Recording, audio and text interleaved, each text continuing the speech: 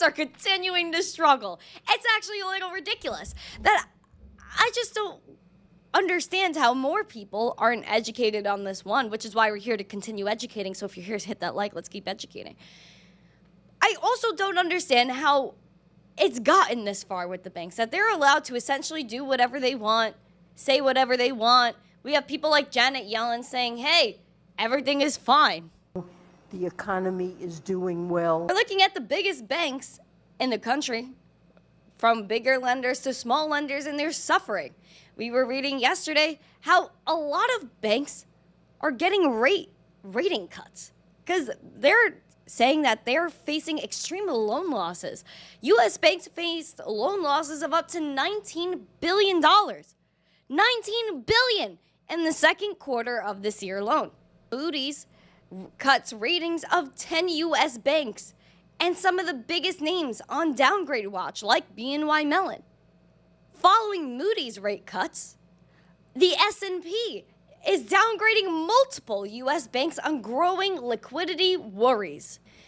S&P Global follows Moody's in cutting its credit ratings and outlook on multiple U.S. regional banks on Monday, saying higher funding costs and troubles in the commercial real estate sector will likely test the credit strength of the lenders.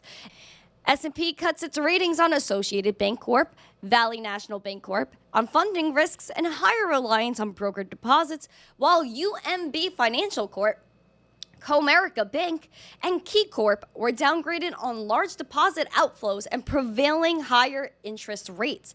Key Corp and Comerica shares were down nearly 1% pre-market. The outlook of S&T Bank and River City Bank was cut to negative from stable from the S&P, citing higher CRE exposure. They even said that banks, including JP Morgan, could see downgrades if the sector's operating environment were to deteriorate further. Not only are smaller banks in trouble, but even the biggest banks are in trouble.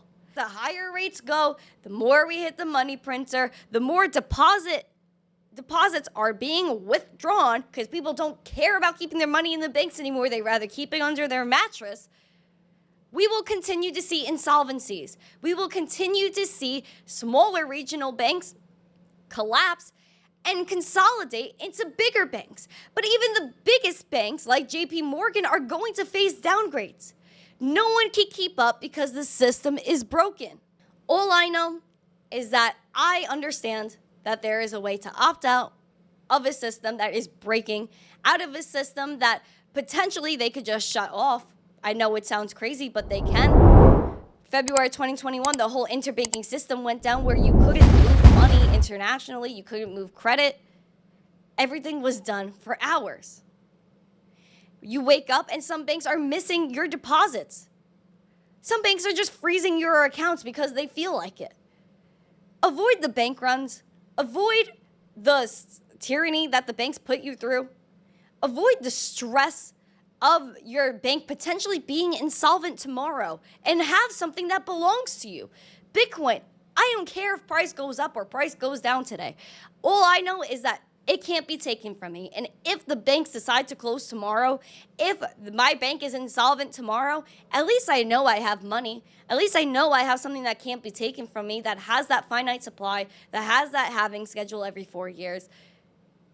That's decentralized, cross-border, no intermediaries involved, completely decentralized.